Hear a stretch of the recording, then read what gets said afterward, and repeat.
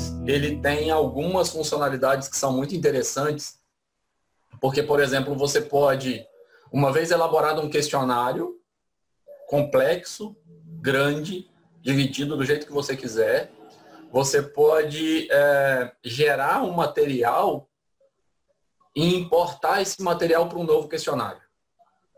Tá? Então, tem uma facilidade muito grande para você pegar esse material, reaproveitar e fazer só ajuste numa questão ou na outra, numa avaliação ou na outra. E um tempo atrás, além de usar o Google Forms, a gente ainda precisava instalar complemento. Algum adicional no navegador, algum adicional no próprio Google Forms, para a gente poder conseguir fazer correção, elaborar as perguntas de uma forma melhor e coisas desse tipo. Agora não precisa mais fazer isso, porque o Google incorporou essa funcionalidade.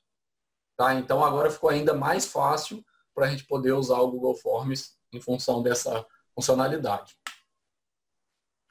Primeira coisa, sejam muito bem-vindos. As redes sociais do GG Pádua são no Facebook e no Instagram.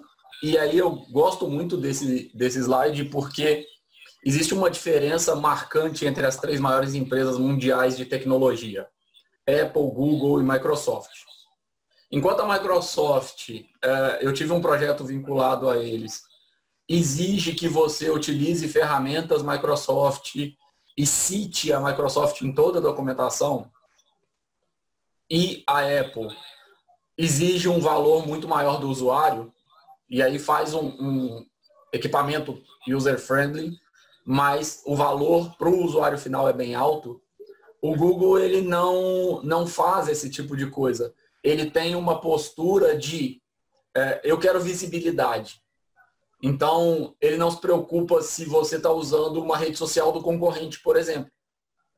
Então, desde o início, tinha lá o Google Plus, mas a recomendação nunca foi postar e deixar visível apenas no Google Plus. A gente tinha a recomendação desde o início de postar também no Instagram, no rede social, no Facebook, no Twitter e outras redes. E hoje, então, vamos falar um pouquinho sobre o Google Forms. O que eu separei como agenda? Primeira coisa que eu acho um extremo benefício do Google Forms é otimizar a elaboração. Então, para eu poder elaborar o questionário, uma vez que eu já tenho ele rascunhado, que eu já pensei a respeito dele, é bem simples, é bem tranquilo. Otimizar os ajustes desses questionários. Então, se eu preciso fazer uma correção, não é igual antes, né? A gente imprimia tudo, tinha que descartar aquele monte de papel e agora faz o ajuste, tem que reimprimir. Ou mesmo se a gente tiver uma página web. Então, na página web, você manda o link e se você não for o dono daquela página para fazer a alteração, dá problema. E quando você faz a alteração, as pessoas que responderam antes, você perde essas alterações ou você precisa manipular esses dados para poder gerar uma consistência. E também a parte de validação dos dados. Além disso, minimizar a interferência do usuário e falta de padrão, porque, por exemplo, se eu faço um formulário em papel, quantas vezes a gente já aplicou questionário e o usuário, você solicita uma data e ele coloca a data em inúmeros formatos. E depois você precisa não só interpretar a letra que ele usou lá, mas também padronizar essa entrada, porque essa entrada ela vem completamente variada e algumas entradas dessas são já padronizadas pelo Google Formulários. Além disso, dinamizar a aplicação, porque, por exemplo, quer ver uma coisa que eu acho genial? Você elaborou o questionário, começou a fazer a aplicação, percebeu um erro ou um ajuste necessário no seu questionário, você faz esse ajuste, não precisa divulgar para ninguém, porque o mesmo link continua direcionando para ele, e você consegue entender o momento que você fez o ajuste e as alterações que vão ser aplicadas a partir dali. Então, você não precisa ter contato com os seus respondentes para poder ter uma noção mais tranquila e uma liberdade de ajuste e de alteração no seu questionário.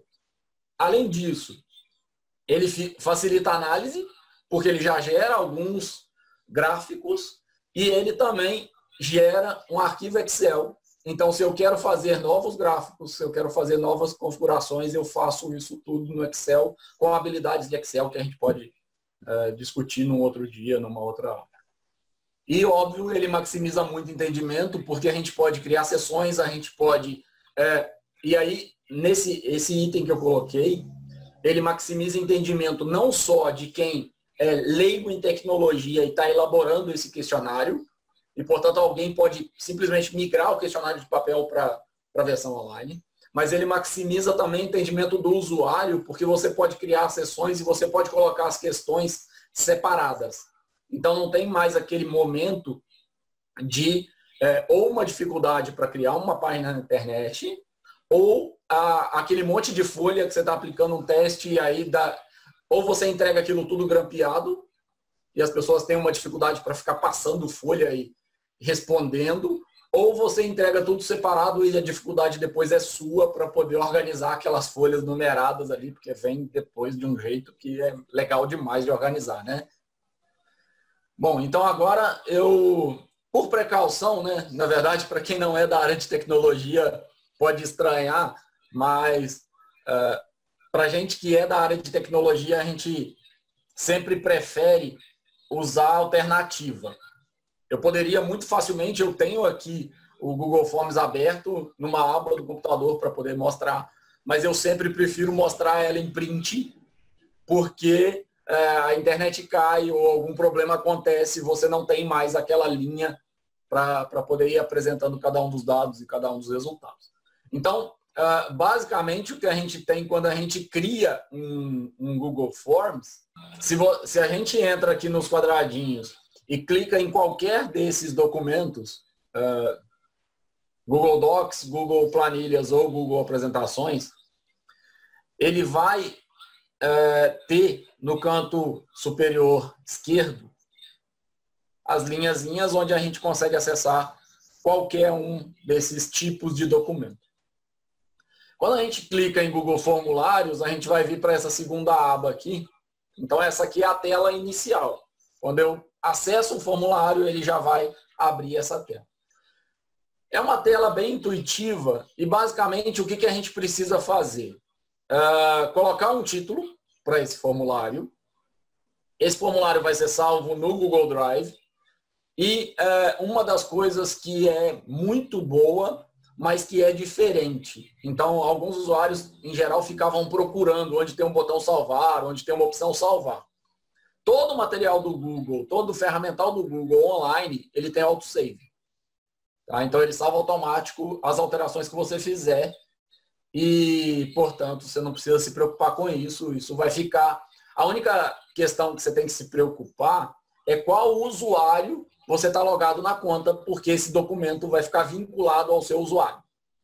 Tá? Então, apesar de eu poder colocar outros colaboradores, mas se eu tenho 4, 5 contas do Gmail, e aí essa é uma outra restrição, você precisa estar logado numa conta do Gmail. Então, quando eu tenho vários usuários, eu preciso tomar cuidado com isso, porque ele vai ficar salvo na conta que criou o formulário e na conta dos colaboradores que eu, porventura, adicionar. Essa tela, então, além do título, tem a seção de perguntas, que vai ser visível pelos usuários, e a seção de respostas, que eu vou receber em tempo real a partir do momento que a pessoa submete o resultado. Todo formulário começa com um cabeçalho, onde eu posso colocar um título e uma explicação, uma descrição sucinta do título. Vou poder criar uma lista de perguntas bem variada, que a gente vai passar por cada uma delas agora. Depois vou poder mexer nas cores, vou colocar imagem, vou poder pensar e organizar o layout do jeito que eu quero. E aí tem uma outra vantagem muito interessante, que é se eu não tenho tanta criatividade ou se eu não conheço esse layout, eu posso dar uma olhada na internet, eu tenho um monte de exemplos e é só se adaptar ao exemplo que está lá disponível, fica legal pra caramba. Esse botão superior aqui do olhinho é exatamente para você ter uma visão do usuário. Então, quando você clica nesse olhinho, você consegue ter a visão perfeita do usuário. E aí, eu recomendo vocês experimentarem esse olhinho, não apenas no computador, mas também se o seu usuário vai responder num celular, dá uma olhada no celular, porque muda o layout, muda a disposição das perguntas, muda a densidade. Então, por exemplo, eu já vi formulários que a pessoa coloca uma descrição muito grande depois do título,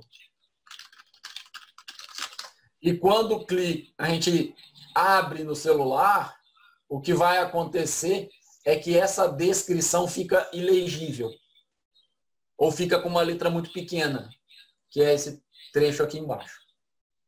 Tá? Então, eu sempre recomendo a gente dar uma olhada no dispositivo que vai ser utilizado para responder.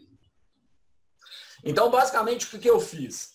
Eu peguei o Google Formulários, fui inserindo nova pergunta, e cada nova pergunta numa categoria diferente. Tá? Em cada um dos tipos, para a gente poder olhar quais são as possíveis configurações, quais são os possíveis ajustes e qual é todo o potencial que ele tem. Óbvio, ao elaborar um questionário, a gente não vai conseguir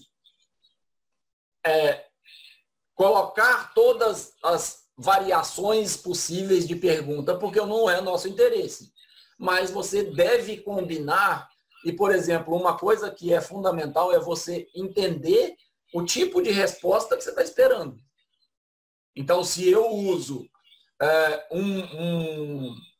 uma questão de um tipo específico, eu preciso saber que a resposta vai vir formatada nesse tipo específico. Então, eu preciso tirar proveito disso, vocês já vão entender, que eu vou mostrar alguns exemplos aqui.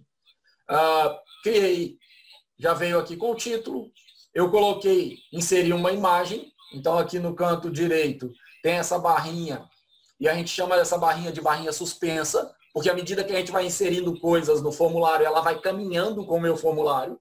Então, a qualquer momento do formulário, eu posso inserir uma imagem, posso inserir um texto, posso inserir um vídeo, posso usar esse último item que é a divisão em seções.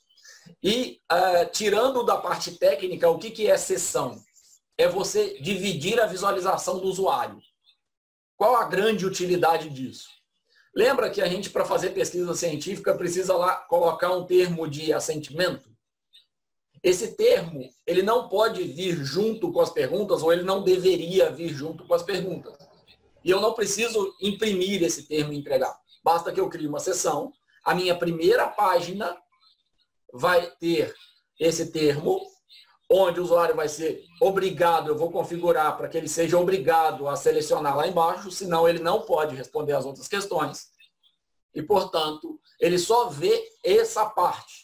Se ele não aceitar isso aí, ele não pode ver as questões. Uma outra coisa importante é o seguinte, ele aceitou os termos de consentimento e ele foi para responder as questões, mas ele não enviou as respostas. Você vai ter um registro disso. Tá? Então, mesmo que se ele chegou nas respostas, eu vou mostrar para vocês aqui como é que funciona, mas você vai ter um registro de, olha, ele respondeu ok essa primeira sessão, mas na segunda sessão ele só olhou e não enviou, para a gente poder entender e poder analisar completamente a informação. Eu vou usar esse zoom aqui, porque eu acho que é um pouco mais tranquilo para vocês conseguirem ver. Logo abaixo, o que eu fiz, eu estou numa dinâmica de rolando a página para baixo, tá? Então, logo abaixo, o que eu fiz foi clicar nesse menu suspenso para inserir um vídeo, e eu posso inserir o vídeo que eu quiser, desde que esse vídeo esteja disponível na web, ou que eu insira esse vídeo no meu formulário. Ah, mas esse vídeo vai ficar público? Não, ele vai ficar no seu Google Drive, e as pessoas vão conseguir acessá-lo dentro do formulário. Ou se você der permissão para acesso a esse vídeo. Tá? Então, não é um vídeo que se torna público. Ele fica no seu Google Drive. Pô, tem minha capacidade do Gmail está dizendo que eu não consigo mais receber e-mails. E aí uma das alternativas é você ir lá no Google Drive para ver quantos vídeos tem, qual é o tamanho dos arquivos que estão pendurados lá. Porque lá é o repositório que o Google vai usar para todas essas informações. Quando eu crio uma nova sessão, o que ele vai fazer visualmente é isso aqui, ó. Então, após a sessão 1, o que eu posso fazer? Se eu quiser encerrar. Então, por exemplo, eu quero criar uma questão, uma sessão, e se o usuário aceitar o meu termo, ele responde as perguntas. Se ele não aceitar, ele vai para uma tela de obrigado. E aí, o que eu faço? Eu configuro aqui, no continuar para a próxima sessão, que na verdade ele vai pular para a sessão 3. E a sessão 3 é uma tela de obrigado. Então, quais são as opções que a gente tem? Continuar para a próxima sessão, um fluxo. Ir para a sessão 1, ou seja, ir para a primeira tela. Ir para a sessão 2, que no caso aqui, como eu criei só 2 sessões, ele só pode ir para 1 ou 2. Ou enviar o formulário. Eu posso dizer, olha, ele não aceitou aquilo ali, então ele envia o formulário para mim. Mas eu posso pular para a sessão que eu quiser, dependendo da quantidade de sessões que eu tenho no meu formulário. Depois eu criei aqui uma pergunta que é do tipo resposta curta. O que é isso? Resposta curta é aquela que tem, no máximo, uma linha. Pode ser uma palavra, pode ser um número, pode ser uma letra, mas tem, no máximo, uma linha. Depois, parágrafo, mais de uma linha de resposta, múltipla escolha, caixa de seleção. Qual que é a diferença de múltipla escolha para caixa de seleção? Caixa de seleção, o usuário pode escolher um monte de opções, porque tem esse quadradinho que você vai ticando cada um dos quadradinhos que responde ao que está sendo pedido aqui no enunciado. Lista suspensa. Então, basicamente, o que o usuário vai ter? Ele vai conseguir clicar naquela setinha para baixo e vai exibir uma lista, ele vai ter que selecionar uma resposta ali. Então, por exemplo, ao invés de ter uma pergunta aberta de qual é o sexo, eu tenho uma lista suspensa, restringindo masculino, feminino, outro e quantas opções eu quiser colocar. Tá? Então, é importante tomar cuidado para qual escolha você vai fazer em função de você ter o melhor resultado do formulário. Eu posso colocar uma pergunta dessa como resposta curta? Posso. Qual o problema? Um trabalho gigante depois para poder validar as informações que vieram. Porque vai vir M, masculino com maiúscula, masculino com minúscula, homem. E eu como pesquisador, eu como professor, vou ter que validar essa informação. Isso dá trabalho para caramba. Outra coisa que é muito legal é o seguinte. Você pode solicitar que o usuário envie um arquivo. Então, quando você coloca essa opção upload, o usuário, você coloca ali uma descrição. Esses nomes upload aqui eu só coloquei para fins didáticos, tá? Só para me lembrar de qual o nome da sessão. Isso é editável. E aí você coloca, submeta uma imagem de uma árvore. E o usuário vai clicar nesse ícone adicionar arquivos e ele vai submeter essa imagem de uma árvore e depois você vai validar se isso é de fato a imagem que você solicitou, que pontuação vai atribuir, coisas desse tipo. O próximo item é uma escala linear, então a gente vai poder usar essa escala linear bastante. Uma vantagem dessa escala linear é a possibilidade de poder colocar rótulo. Então eu posso dizer o que significa o número 1, eu não preciso colocar de 1 a 5.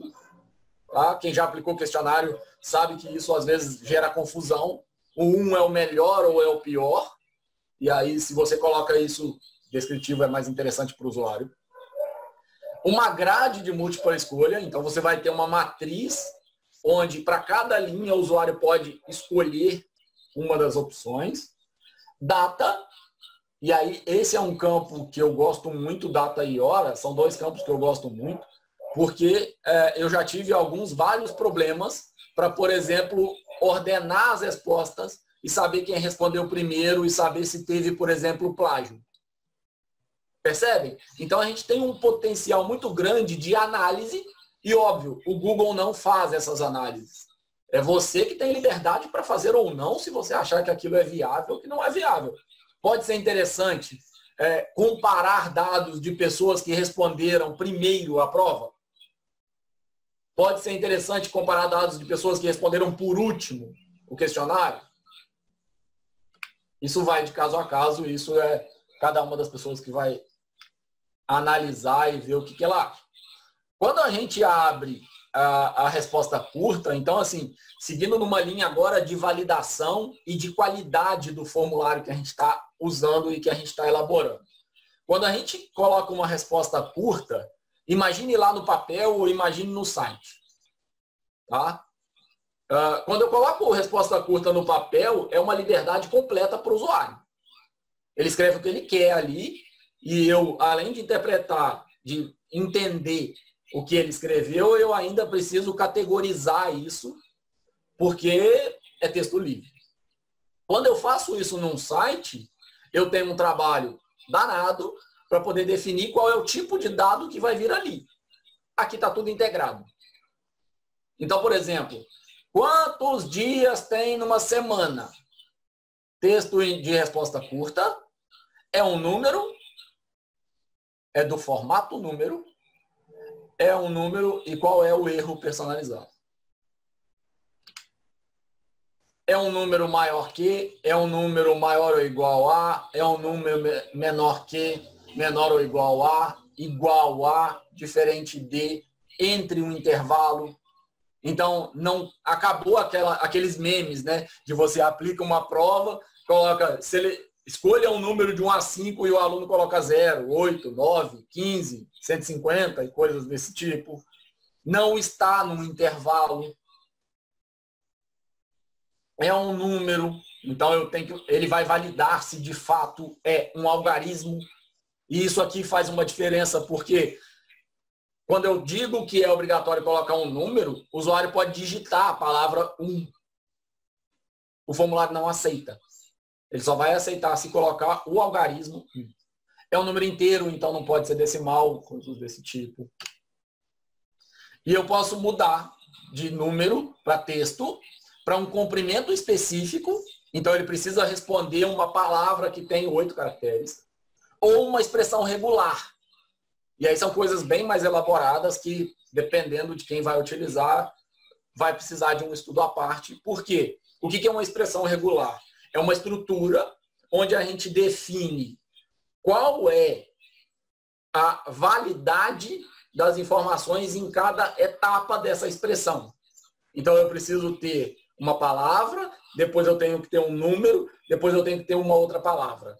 Eu posso validar isso via formulário. Tá? Eu como usuário, eu como criador do formulário, não tenho trabalho nenhum, uma vez que eu defini que essa pergunta aqui é de resposta curta e é uma expressão regular que está validada. E eu posso colocar aqui um texto de erro personalizado. Então, se eu quiser já dar o feedback para o aluno, ao invés de ter aquela questão de sala de aula, né? Que o aluno levanta o dedo, ô professor, não entendi a pergunta. Quando ele tenta inserir um dado, que o dado está inválido, não vem aquela resposta padrão robótica de, olha, não é isso. Resolve o quê? Na aprendizagem, você de fato está aproveitando a oportunidade para ensinar o quê para o seu aluno? Nada. Então, nesse caso, o Google deixa um campo para você, criador do formulário ou colaborador do formulário, colocar lá o texto que você quiser. E aí não tem aquela coisa de distinção de um aluno para outro, de um pesquisador para outro, de um respondente para outro.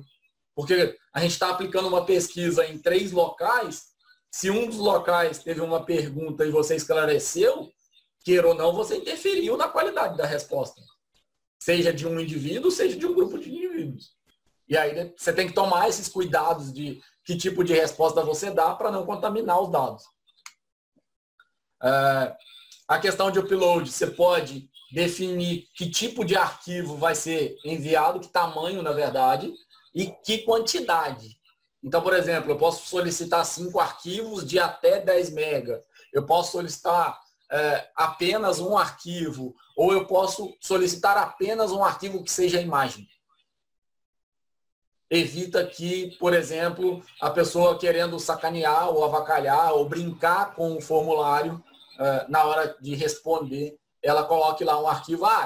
Por exemplo, vamos lá explicar, abrir um parênteses aqui para vocês entenderem. Um problema que tem acontecido muito nas lives são as pessoas entrarem na live para ficar brincando no chat, coisas desse tipo. Vamos supor que você está aplicando um questionário e você soltou numa lista grande, porque você quer fazer uma pesquisa robusta, e a hora que algumas pessoas têm acesso a esse questionário, eles resolvem brincar com seu questionário. E como eu disse, todo mundo sabe que os uploads ficam gravados no Google Drive, de quem criou o formulário. Logo, se eu pego um formulário público e ele não tem restrição de tamanho de arquivo, nem de quantidade, nem de tipo, eu posso começar a subir e responder várias vezes e colocar um arquivo cada vez maior. E o que eu vou fazer é invalidar os seus próximos questionários, porque eu estou enchendo o seu Google Drive. E isso vai gerar uma restrição na sua conta do Gmail. Você vai parar de receber e-mail porque o seu Google Drive está cheio com o arquivo do Google Forms. Conseguiram entender como é que é o problema?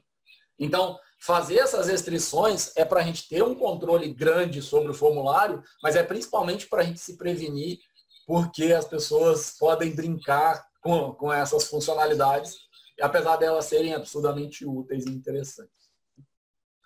Aqui eu coloquei só uma lista completa, quando a gente clica no maisinho da lista suspensa, que é um condensado, né? Um resumo de tudo que eu falei aqui. Então, quais são os tipos de pergunta que a gente pode colocar? Uma pergunta com resposta curta, uma pergunta com resposta parágrafo, uma pergunta múltipla escolha, caixa de seleção, lista suspensa, upload de arquivo, escala linear, grade de múltipla escolha, grade de caixa de seleção, data, horário. São todas as sessões todas as opções que a gente passou até agora. Lá na escala linear, a gente pode, como eu disse, colocar os marcadores. Então, isso aqui é bem rápido. Você pode mudar, inclusive, não quero de 1 a 5, eu quero de 2 a 7. Não tem problema. E o marcador de 1, nesse caso aqui, é excelente. E o marcador de 5 é muito ruim. Então, fica bem intuitivo e isso é opcional. Se você acha que o usuário interpreta isso bem, não precisa colocar. Outra coisa que é genial é o seguinte. Toda vez que eu criar uma nova questão, se eu chego com o mouse aqui, ele vai exibir esse íconezinho. Qual é a grande utilidade desse ícone? É inserir uma imagem naquela questão.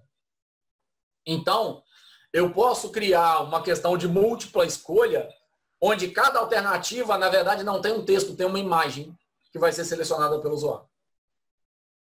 E a dica é cuidado com o tamanho da imagem, porque, afinal de contas, quando eu jogo isso para o celular, pode ficar uma sequência de imagens que não dá para ver a pergunta como um todo e fica difícil para o usuário responder, para o usuário conseguir chegar ao resultado.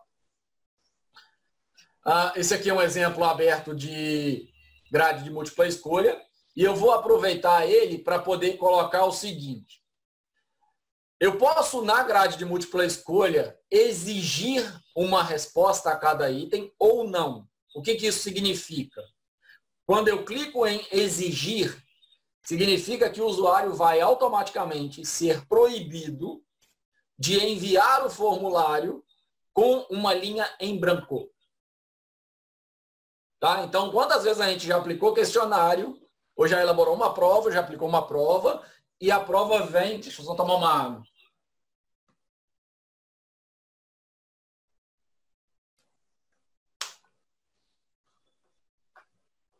A gente aplicou um questionário, elaborou uma prova, aplicou uma prova, e a prova vem com uma questão em branco. O Google faz com que a gente possa prevenir isso.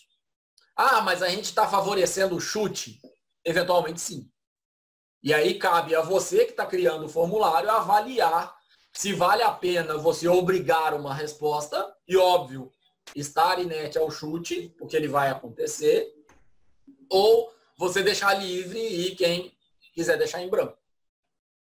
vai de questão a questão, vai de pesquisa a pesquisa, vai de prova a prova. Como é que a gente faz isso nas demais questões? Nos demais tipos de questão? Existe, deixa eu voltar aqui, ó, uma chavinha do mesmo formato que é obrigatória. Quando eu defino que essa aqui é uma questão obrigatória, o que eu estou dizendo é: não se envia o formulário sem uma resposta para ela. Não sei a resposta, escreve qualquer coisa, chuta, seleciona de algum jeito. Mas eu não posso enviar. Então, por exemplo, fiz um formulário e, infelizmente, metade dos respondentes não indicou a idade. Como é que você faz um gráfico? Como é que você publica um negócio desse? Se no rodapé do seu gráfico está dizendo, olha, os dados referem-se a 50%, pois 50% não respondeu. Idade. Ou sexo. Ou foi impossível interpretar o sexo indicado pelos usuários. Percebe? A gente perde muito potencial de análise por causa disso. De novo, essa caixinha de seleção de tornar a questão obrigatória ou não é uma opção que você toma ou não. Da múltipla escolhas, essa imagem aqui é só para mostrar como é que você faz. Então, ó, criei aqui a pergunta de múltipla escolha, selecionei lá a primeira opção, amarelo, eu posso colocar uma imagem de um quadradinho amarelo aqui para poder facilitar meu usuário. Entenderam? E detalhe, eu posso colocar o texto ou não. Eu posso colocar a imagem ou não.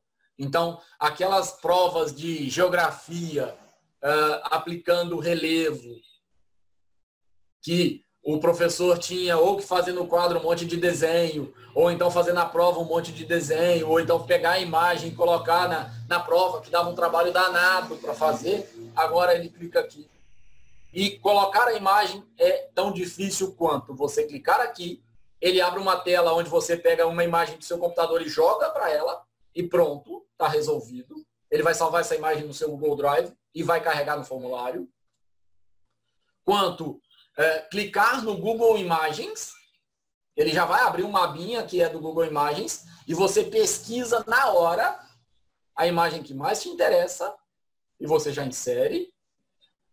Quanto você pegar uma imagem pronta que está disponível num link, numa página de internet qualquer. Então, por exemplo, se eu quiser colocar uma imagem do Brain, basta eu clicar aqui, entrar na página do Brain, clicar lá na imagem. Eu vou pegar o endereço da imagem, vou inserir e ele já vai vir com a imagem para cá, dinamicamente. Qual é o risco disso? Quando eu coloco via URL, que é via endereço web, se no momento do formulário ser aplicado, essa imagem não está funcionando porque, por exemplo, saiu do ar o site da Universidade Federal Fluminense, essa imagem não vai ser exibida, porque ela está com um link externo. Tá? Então, é sempre bom você carregar a imagem no próprio formulário. E isso vai ficar no seu Google Drive, vai ficar mais tranquilo de ver.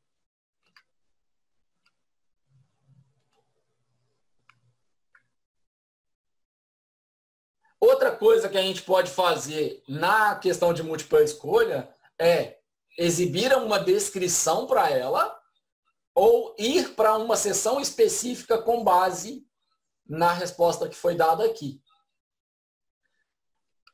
Uma outra questão, última questão que eu coloquei aqui é o seguinte. Em algumas provas e questionários, a ordem de respostas interfere no resultado. A ordem que as perguntas aparecem interfere no resultado. E aí é normal os professores irem, elaborarem 5, 6, 7, 8, 10 provas. Eu já fiz isso várias vezes. E aí você coloca uma vírgula em determinado lugar, ou um ponto em determinado lugar, ou uma alternativa diferente, que vai fazer você separar os grupos de provas para corrigir a parte. Nesse caso, você pode, selecionando a opção aqui, ó, ordenar as opções aleatoriamente, você já gera de forma dinâmica provas diferentes. Sem ter um pingo de trabalho para corrigir nada. Tá? É a questão de você selecionar em 2 lugares. Nesse caso aqui, se a gente seleciona A gente está dizendo que as opções da múltipla escolha vão ser mudadas de ordem dinamicamente. Então, o usuário entrou, apresenta numa ordem, o outro usuário entrou, apresenta numa outra ordem que eu não tenho controle. Eu só vou ver o resultado se ele apresentou certo, se o aluno respondeu certo ou se o entrevistado respondeu certo ou não. A outra coisa é na hora de enviar o formulário, que aí a gente pode enviar esse formulário embaralhado. Então, por exemplo, por que é importante você criar sessões? As primeiras informações, eu preciso ter uma sessão separada. Não posso perguntar quantas vezes você se alimenta por dia. Que dia você nasceu? Fica estranho, fica desconexo. Agora, eu posso perguntar quantas vezes você se alimentou por dia, com qual frequência você come carne, com qual frequência você come industrializado, percebe? Eu posso misturar essas perguntas. Então, se você cria sessões, você mistura dentro da própria sessão, isso é legal pra caramba. Outra coisa é, criei o formulário, não quero que ninguém responda ele ainda, porque minha pesquisa começa só semana que vem. Ok. Basta eu vir aqui nas respostas e eu deixar desmarcada a opção aceitando respostas. A pessoa pode ter o endereço dele, pode estar convidada para responder, ela vai conseguir ver o formulário, mas ela não consegue enviar o formulário. Então, ele não está aceitando respostas. Comecei a aplicar, percebi que tem um monte de resposta vindo numa alternativa errada, percebi que tem um erro de elaboração do formulário por mim. O que eu faço? Abro o meu formulário, clico em respostas, venho aqui, ó, não mais seleciono, aceitando respostas, altero o formulário, mudo isso aqui para aceitando respostas e isso fica completamente transparente para o usuário. Então, o usuário que não respondeu ainda vai responder sem ver que foi feita uma alteração no formulário. Isso aqui eu já comentei, que são as opções de tema. Você pode colocar uma imagem lá no cabeçalho ou cores de plano de fundo e cor de tema. Então, quando a gente volta aqui, ó, as palavras, depois eu mostro, as palavras estão numa cor específica, nesse caso aqui roxo. E o plano de fundo está numa cor específica. Eu posso mudar essa cor do jeito que eu quiser. Então, a prova de geografia vai ser laranja, a prova de português vai ser azul e coisas desse tipo. Então, isso serve como uma liberdade, mas isso também serve se você tiver, por exemplo, fazendo uma análise de impacto de cores e do significado de cores. Se eu aplicar uma prova online e as perguntas estiverem em vermelho, as respostas vão ser diferentes do que se as perguntas estiverem em azul? Pode ser que sim, pode ser que não. E isso é um objeto de análise que pode ser feito facilmente. Você só vem aqui e muda a cor. E disponibiliza o formulário. Quando eu clico lá em cima nas configurações, que é aquela engrenagemzinha, a gente tem um monte de configurações e essas configurações são geniais. A primeira das configurações é coletar endereço de e-mail. Eu posso usar essa configuração para duas funções. A primeira das funções é definir identidade de quem respondeu. A segunda das configurações é garantir que uma pessoa respondeu e não um robô. E não uma pessoa com um usuário diferente resolveu mandar 5, 6 respostas. Tá? Então, basta que eu, no caso de uma pesquisa, né, ignore, exclua essa primeira coluna, depois de validar esses dados. Eu não vou ter identidade do formulário, das respostas, mas eu tenho a garantia de que foram pessoas que responderam. Além disso, quando a gente coloca informe seu e-mail, normalmente as pessoas que estão querendo brincar, elas informam endereços inválidos, informam máscaras estranhas e coisas desse tipo. Lembrando que tem uma restrição, né? Quando coleta endereço de e-mail, tem que ter arroba e ponto alguma coisa. A validação computacional disso é ter um arroba e ter um ponto. É necessário fazer login, e aí, nesse caso, eu posso restringir a apenas uma resposta por usuário. E eu posso configurar se ele pode alterar a resposta dele depois de enviado ou não. tá? Se é uma prova ou se eu vou deixar ele faz uma parte, envia, depois continua fazendo ou altera. E se os participantes podem ver os gráficos. Sabe aquela coisa de retorno de pesquisa e de prova, que normalmente o aluno recebe só o parecer da prova dele? E eventualmente um comentário na sala, todo mundo foi bem, todo mundo foi mal, só fulano foi bem. Sabe aquelas frases horríveis? Você pode configurar aqui, ó, ver gráfico de sumário e resposta. E aí a hora que o usuário responde, ele tem acesso ao gráfico das pessoas que responderam e quanto que responderam. Vai depender muito de maturidade, de cenário, de contexto, mas isso para devolutiva eu acho muito interessante. E aqui eu posso definir qual é o tamanho máximo de arquivos que eu recebo nesse formulário enviado pelos usuários. Então lembra daquele problema que eu falei de propositadamente estourarem a caixa do seu Google Drive? Você pode restringir aqui também.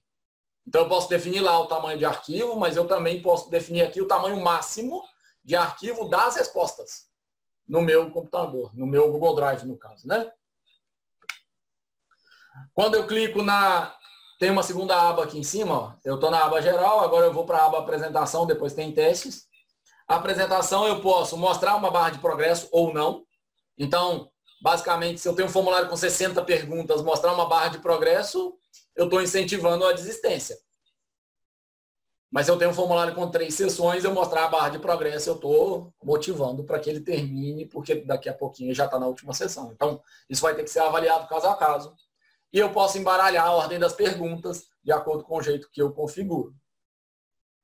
Outra coisa, mostrar link para enviar outra resposta se eu quiser ou não. E no final, cliquei em enviar, não tem, pode ter a resposta automática do Google, mas pode ter uma coisa muito mais interessante, que é uma resposta pessoal sua, de parabéns, muito obrigado, dia tal a gente vai disponibilizar as notas e coisas desse tipo.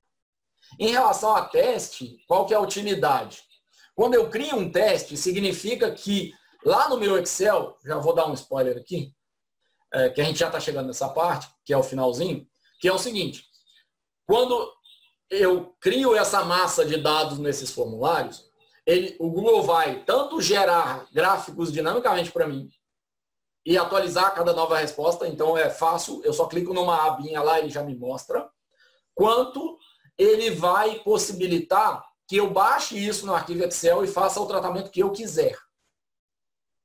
Tá? E aí, assim, criei o teste. Como é que eu vou trabalhar com opções de liberação de nota e como é que eu vou trabalhar com as pessoas que respondem, se elas podem ver respostas certas, erradas e coisas desse tipo.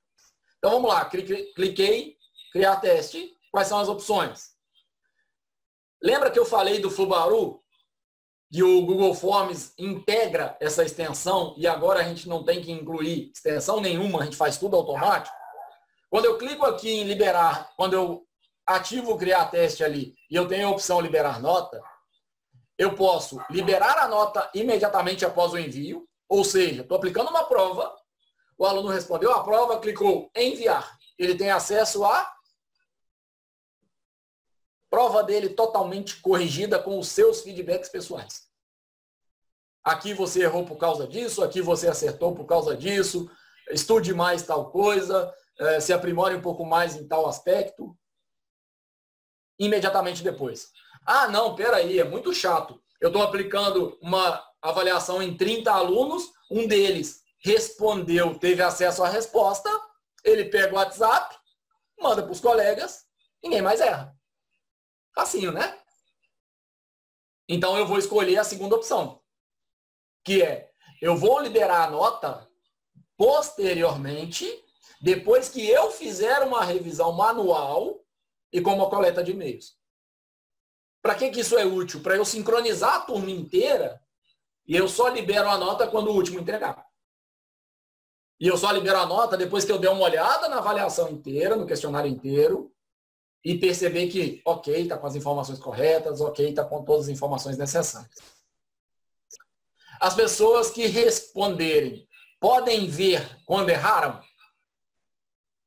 Ou não? Eu deixo que as pessoas vejam lá, você errou essa questão. As pessoas podem ver quando elas acertaram. E elas podem ver os valores de resposta ou elas só podem ver certo ou errado? Depende. Eu posso, determinada avaliação que é discursiva, não querer mostrar os valores. Eu posso simplesmente dizer, olha, aqui está certo, aqui está errado. Um pré-teste, eu posso não exibir os valores. Então, isso vai de caso a caso e você vai precisar configurar isso aqui simplesmente selecionando. Qual é a grande vantagem do Google Forms e de várias das ferramentas Google? A liberdade está na mão do usuário, do criador do formulário, do criador da apresentação, do criador do documento. E dá muito mais trabalho você pensar qual é a utilidade, qual é a aplicabilidade daquela função para o seu contexto, do que você simplesmente ir lá e falar assim, ok, eu quero mudar essa configuração, você dá um clique aqui e ele para de mostrar as perguntas erradas. Os erros do usuário ele não vai ver mais. Ele vai ver, errou e acabou. Entenderam como é que é? Então, dá muito mais trabalho a gente entender o potencial da funcionalidade do que, de fato, a gente aplicar a funcionalidade ou não. O que eu fiz? Eu cliquei lá em liberar nota.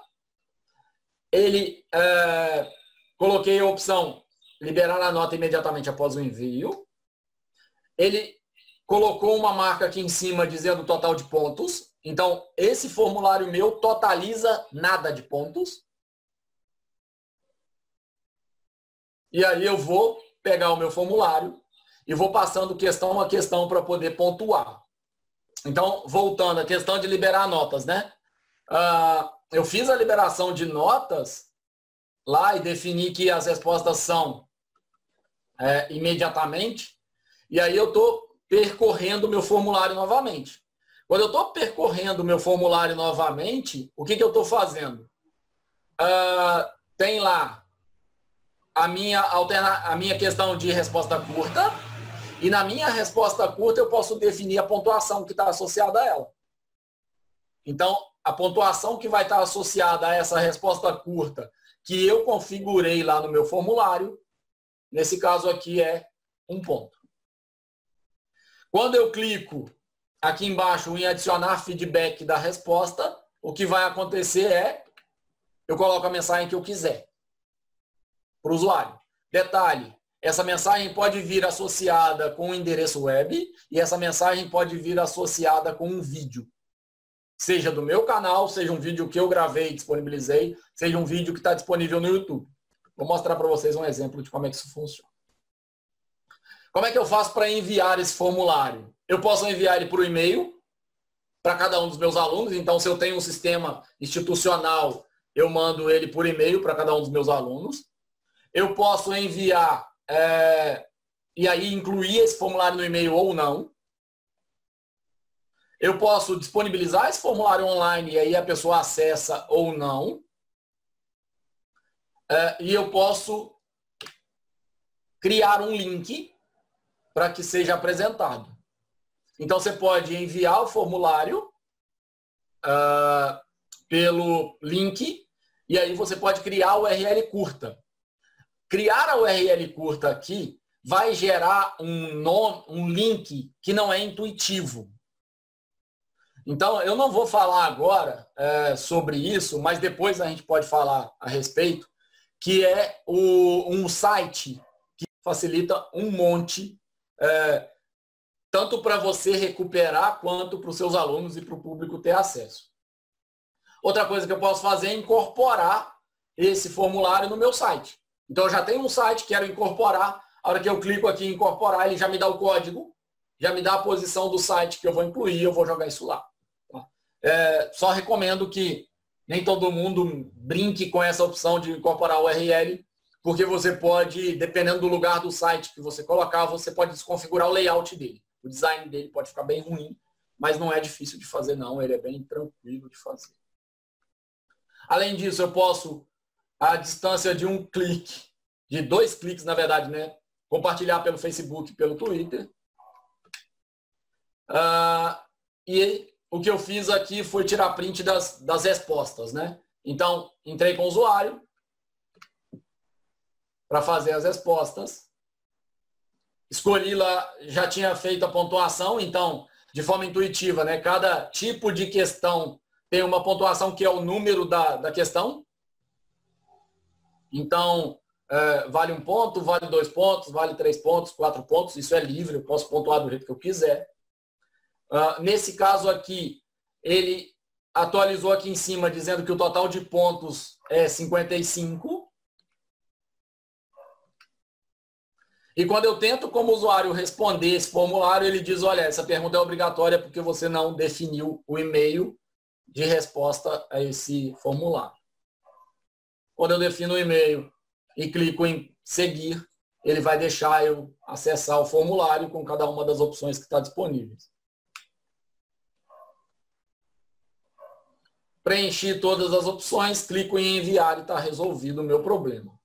Lembra que eu falei de validação dos dados de resposta curta? Eu coloquei número. Quando eu coloco a letra A e eu tento mudar de seção, mudar de pergunta, ele não deixa. E ele me diz, olha, precisa ser um número. Se eu tiver uma restrição maior, ele vai colocar, precisa ser um número entre 5 e 10. Tá? Então eu posso, as restrições vão ser avisadas aqui como alerta do Google no formato padrão. Aqui é o exemplo da lista suspensa, então todas as opções que eu colocar estão aqui. E aí, isso aqui é um reforço para poder lembrar de como é que faz para da importância de validar no dispositivo que o usuário vai ter acesso, porque quando o usuário tem acesso num dispositivo, se eu coloco 10 opções aqui, ele pode ter que ficar passando parte da tela dele. Então, às vezes, é mais interessante colocar a lista suspensa 1, lista suspensa 2. Na primeira lista suspensa, nenhuma das duas eu coloco obrigatórias. E depois eu simplesmente consolido aquelas 2 linhas lá do meu Excel, que ele vai gerar resultado para mim. Aqui é só o exemplo de como é que faz para poder inserir qualquer tipo de arquivo. Preenchi todos os dados, a data. E, por um descuido, escrevi só o 11, não escrevi quantidade de minutos. Escrevi 11 horas, não escrevi a quantidade de minutos. O que ele fez? A hora está inválida. Guardem essa informação, porque essa informação é importante. Quando eu clico em enviar, aparece lá o título do formulário, aparece que a resposta foi registrada e aparece a opção ver pontuação, se por acaso eu tiver disponibilizado como criador do formulário, que se pode ver a pontuação agora. Quando eu volto, quando eu entro no formulário como criador, eu tenho agora habilitado uma aba de respostas, e nessa aba de respostas eu tenho o número de respostas que foi realizado até agora no meu formulário. Clicando nessa aba de respostas, eu tenho 3 seções. Uma seção de resumo, onde o Google vai automaticamente apresentar todos os gráficos para mim. Uma seção de pergunta e uma seção individual. Então, além de uma versão consolidada, eu consigo ver uma versão individual e analisar a resposta, o caminho que o aluno percorreu ou que o respondente percorreu naquele formulário para tentar entender o porquê que ele percorreu esse caminho e qual é a interferência disso. Detalhe, o gráfico tem a mediana, a média e o intervalo. Então, eu consigo ver a dispersão dos dados por número e por gráfico. O gráfico aqui está com um eixo X de 55, porque foi a pontuação total do meu formulário criado. Quando eu vou descendo aqui, eu vou vendo quais foram as respostas e qual a pontuação associada a cada uma das respostas, quando é o caso com os gráficos distribuídos direitinho. Lembra que eu falei do horário? Quando eu coloquei o 11 e tentei sair da questão, o que o Google fez foi gravar as 2 tentativas. Então, eu tenho gravado que o usuário colocou o 11 e deixou em branco, e eu tenho gravado que ele fez o 11 2.14. O que isso representa? Que ele, por um descuido, deixou em branco, ou porque ele colou? Ou porque ele olhou do coleguinha e conseguiu responder? Ou porque ele chutou alguma coisa? Isso é uma análise que eu tenho possibilidade para fazer, uma vez que o Google me apresenta que aconteceram duas alternativas, duas tentativas. Quando eu entro no individual, então é só percorrer todo o formulário do usuário. Posso liberar a pontuação? E aí, só voltar na tela aqui, no individual eu tenho lá em cima liberar a pontuação. Detalhe, eu posso liberar a pontuação individual, basta eu selecionar aqui a caixinha. Então, se eu tenho dúvida em relação ao usuário ou outro, eu posso não liberar a nota dele. Ou eu posso liberar a nota de todo mundo. Se eu libero a nota de todo mundo, o que vai acontecer? Vamos supor que eu estou fazendo uma pesquisa e, após 10 pessoas responderem, eu percebi um erro na questão 5. Só que a cada resposta que eu recebo, eu libero o resultado. Então, o que vai acontecer? A pessoa 1 respondeu, recebeu a nota. A 2 a mesma coisa, a 5 a mesma coisa, a 8 a mesma coisa, a 10 a mesma coisa. Quando chegou na pessoa 10, eu descobri que a minha questão 5 estava errada. Quando eu descobri que a minha questão 5 estava errada, eu alterei meu formulário. E, portanto, o que antes a resposta certa era a letra A, agora virou a letra C. O que vai acontecer com o e-mail que essas pessoas já responderam de feedback? Está defasado. No entanto, quando eu for olhar o Excel, ele está consolidado. As informações estão corretas. Ele atualiza todos os dados de todo mundo. Então, professor, minha nota está errada porque o e-mail que você me mandou era de 8 pontos e não de 5 pontos. Ah, desculpa, na verdade eu descobri que tem um erro na questão número 5. Fiz a alteração e a sua nota correta é isso aqui por causa disso. Então, é mais prudente você enviar o e-mail pessoal individualmente? Não, é melhor você consolidar todos os dados, ter o formulário revisado para poder enviar esses dados para todo mundo. No entanto, o Google vai consolidar esses dados se você em algum momento alterar. Então, por exemplo, elaborei o questionário, apliquei o questionário para 800 pessoas. Depois eu cheguei e mudei a alternativa de resposta de uma questão C, de uma questão 15. O que ele vai fazer? Atualizar os gráficos e a estatística de todas as pessoas em função da resposta que eu alterei. Então, tomem cuidado, porque se você mudar a alternativa correta de uma questão, você pode alterar seus dados e corromper seus dados todos. Isso é bem ruim. E o e-mail que é recebido é um e-mail bem simples. Ele tem como título pontuação lançada, 2 pontos, o nome do formulário. Então, prova de geografia, prova 2 de história. E ele vai chegar assim, ó, sua pontuação de o título do formulário foi liberada. Nome da prova, você tirou X pontos de 55 pontos possíveis, que foi a pontuação total do meu formulário. Posso criar uma nova planilha e eu tenho em cada coluna os dados de cada pergunta. Independente do tipo da pergunta, eu tenho em cada coluna os dados de cada pergunta. E eu posso ordenar isso do jeito que eu quiser. Isso é bem simples e tratar esses dados do jeito que eu quiser. Já estão no formato correto, já estão fáceis de manipular, eles já vêm no formato Excel. Aqui eu estou mostrando como é que eu faço para definir coisas bem mais elaboradas. Então, o que acontece? Lá numa resposta curta, eu posso definir o formato dela. Mas eu posso também definir quais são as respostas corretas possíveis. Então, por exemplo, quais são os grupos que estão apresentando essa atividade hoje? GG Pádua, GG Pádua escrito junto, GG Pádua com acento, GG Pádua escrito separado, TEC Grupo escrito junto, TEC separado. Percebem? Eu posso definir aqui quais são as respostas corretas e quando o aluno ou o usuário responder, ele vai validar em cima dessas respostas corretas e vai entregar a resposta. Qual é a vantagem? Por que eu coloquei isso aqui? Porque eu aplico a prova em 2019. Em 2020, você vai alterar alguma coisinha na prova, né? Não vai mudar ela completamente. Você está repetindo a aula. E aí o que você pode fazer? Ir melhorando o formulário. E ir validando as questões à medida que você tem maior conhecimento das respostas que estão chegando e como é que esses resultados estão chegando para você. Então, no final das contas, é um processo evolutivo de melhoria. Estou aplicando uma pesquisa, vou aplicar uma nova pesquisa, posso aproveitar o formulário anterior e eu posso validar os dados desse jeito aqui. Isso vai ser validado tudo automático, tudo transparente para mim. Posso adicionar um feedback para a resposta correta e para a resposta incorreta.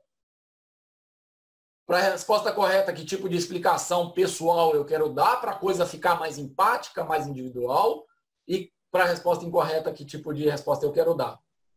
Nesse caso aqui, eu até fiz uma brincadeira, que a resposta incorreta deu sorte, só tem uma alternativa, então o cara não vai conseguir ter resposta incorreta, porque foi um exemplo que eu criei, né?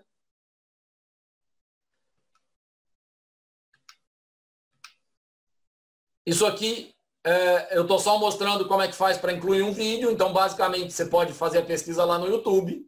E aí, sabe aquela coisa de ter formulários bonitos e a gente ter impressão de que só as pessoas da computação fazem? Não, não precisa. Agora você está a uma busca no Google de fazer. Então, você clica lá, inserir o vídeo na resposta. Resposta correta. Eu coloquei como feedback personalizado. Muito bem. Eu cliquei aqui embaixo em vídeo. Ele abriu um linkzinho do YouTube. Eu busquei lá na caixinha do YouTube resposta correta. E o que ele fez? Apresentou aqui um vídeo já com a duração e já com a data de postagem. Então eu posso escolher aqui, eu quero um vídeo de 11 segundos.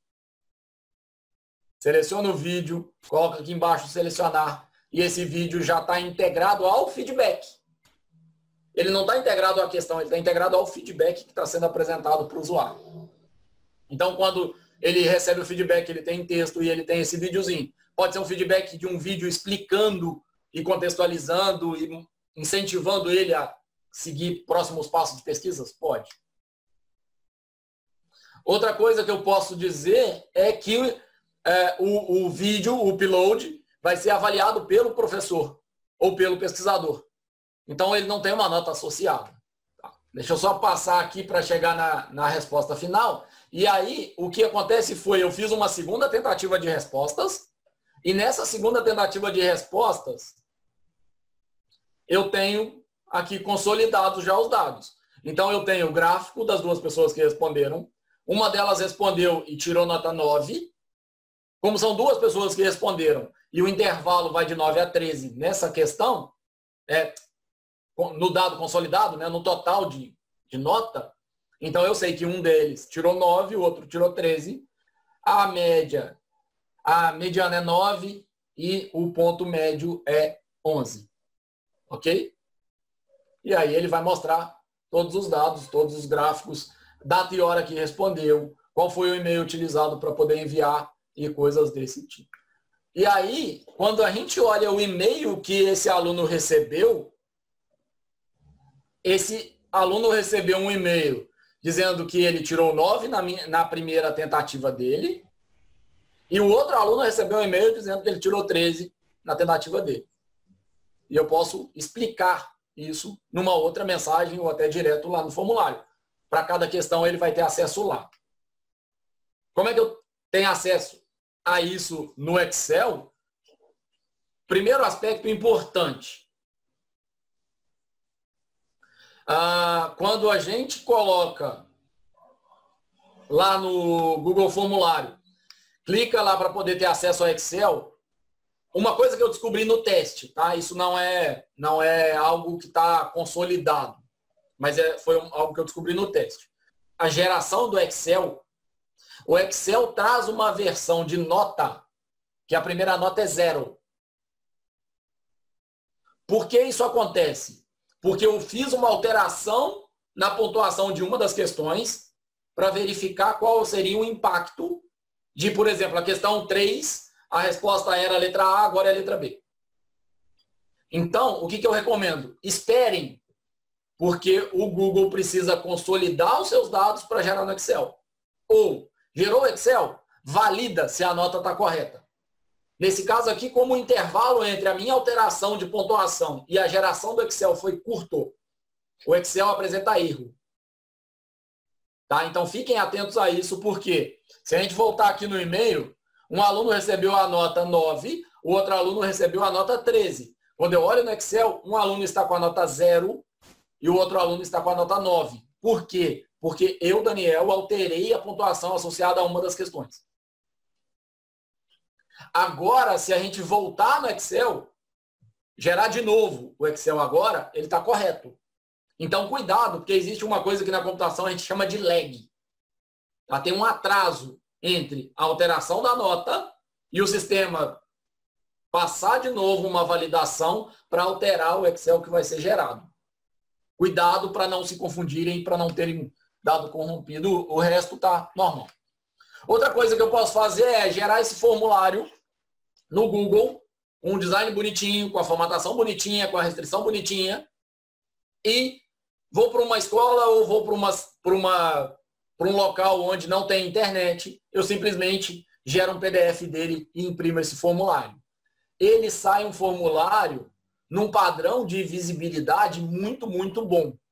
Ele não sai impressão igual aquelas impressões de internet, que sai uma página, corta mais ou menos aquele troço no meio, a outra página sai toda desconfigurada. Não.